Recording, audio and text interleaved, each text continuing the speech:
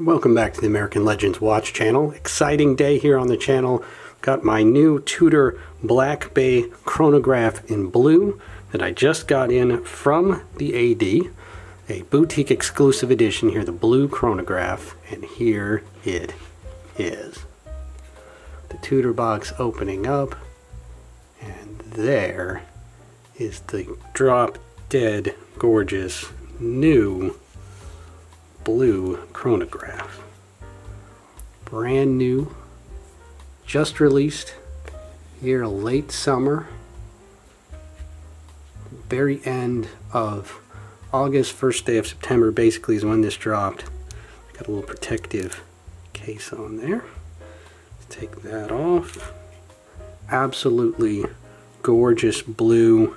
I don't always love the blue hues that Tudor uses, especially on the Black Bay 58 in blue. It can be a little chalky, I think. Color is good. Let's take a good look at the details on there. The white recessed subdials, kind of an opaline metallic, not exactly a bright white, but a little silvery. Matches the white on the snowflake handset with the polished edges to the hands.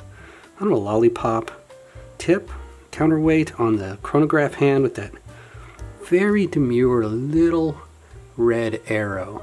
Just gives it that accent that matches the red text there, where it gives the depth rating on there.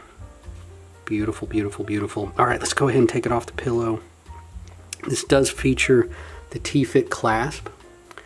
And what I did was, to be able to afford this, I just sold my Black Bay 54 that I picked up last summer, which I previously bought at the same Watches of Switzerland Tudor boutique in Atlanta. So when this came out, I texted my guy and I was like, hey, it's me again.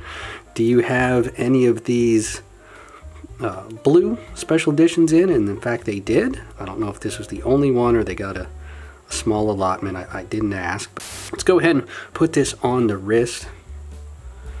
See how that wears. I'm wearing my vintage Breitling Chronomat, kind of a similar color scheme.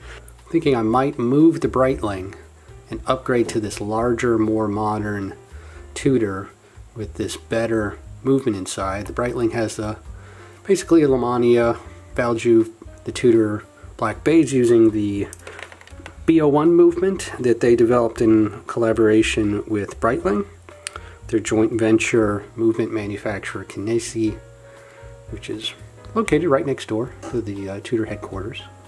But I had this sized. I asked them to size it for me, but it does have the T-fit clasp there, so easy clasp adjustment, size adjustment with that wonderful T-fit clasp. Gives about a whole centimeter, half an inch or so worth of size adjustment. Alright, so if I go outside and the wrist gets a little swollen, you just pop that off and give yourself a little breathing room. It's so easy to do. You just tuck a finger right under there, flips open, pull this down, slide it in and out as needed. I'm going to keep it in all the way right now though, since I'm inside. Let's go ahead and give it a little wind, set the time. It's about 1:25 here on the east coast of the US. Very satisfying. Well, I don't feel any, it's just smooth. You don't really feel the individual gears meshing. Good amount of feedback. This is the first watch I've had with the B01 movement. I've got several with the old Valjoux, which are great. One more. There we go. And it is, ooh, that is so smooth on that date wheel. It's now the 6th here of September. Of course, the chronograph start-stop pushers are screw-in pushers. Just not my favorite, honestly. I think this is really a nod to the shared heritage that Tudor has with Rolex, and the fact that the Rolex Daytona has the screw down pushers, but with those unscrewed, then Ooh, a very crisp, kind of loud actuation there. The chronograph, it's a column wheel, so you get that instantaneous reaction of the sweeping chronograph hand there. Stop. Reset. Right back there, up to 60. Right where it should be at the 12 o'clock position. And I'm sure that the screw down pushers help it to achieve its 200 meters of water resistance. Screw down crown, of course, too. Very large crown, which I like. I like the oversized crowns on the basically the entire Black Bay line. Has the more vintage style oversized crowns with the Tudor rose on there, the old school Tudor rose, very beautiful. Red text there with the 200 meters, 660 feet, water resistance, chronometer, officially certified. Let's take a closer look here at some of the design details, some of the measurements. It is thick. We are looking at just a hair over 41. That's not bad. I can certainly pull that off. My 6.5 inch wrist. The lugs are substantial but not oversized. But still coming in at almost 50, which is fairly long. And the thickness is going to be pretty big. But less than some other chronographs that I've recently reviewed, like the Zen 156 comes in at taller than this. So 14.38, not trim by any means, but for a sport watch, I can pull that off. So I was curious to see how this would dress up, so I put on a fresh, crisp Brooks Brothers dress shirt, and the Black Bay Chrono is surprisingly cuff friendly. It really does shock me, considering its height, how well it does slide under. They did a good job kind of gracefully angling the edges of the case, the bezel, the domed crystal. There's not really anything sharp there that hangs up about it. So pleasantly surprised, of course, against a white dress shirt, that those white subdials really do kind of pop. As I've said before on the channel, nothing gets me more compliments than a panda style chronograph. This is more the dark dial and the white subdials, but still you get that effect where the subdials really pop out, and then the indices here filled with lume, they're really going to pop out too. And a Jubilee bracelet is always one of the shiniest, prettiest style bracelets, and Tudor certainly has a right to use it, being part of the whole Rolex family. They're not just copying, this is something in their heritage too. But really impressed with how this dresses up. So some final thoughts after having worn this out for a little while.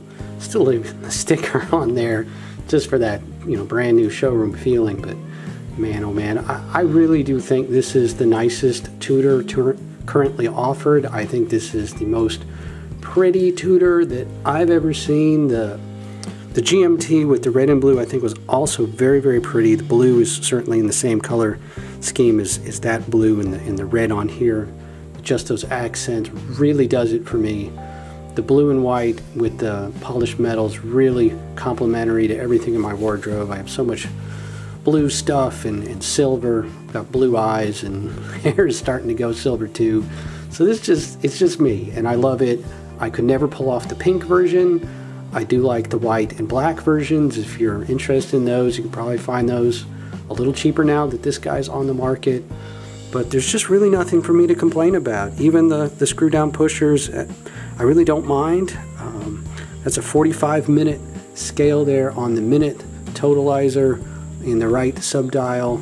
It's large enough, easy enough for me to read. Running seconds, always appreciate that. The red tip there on the chronograph hand really reminds me of the Breitlings with the red tip on the Navitimers, which I love so much.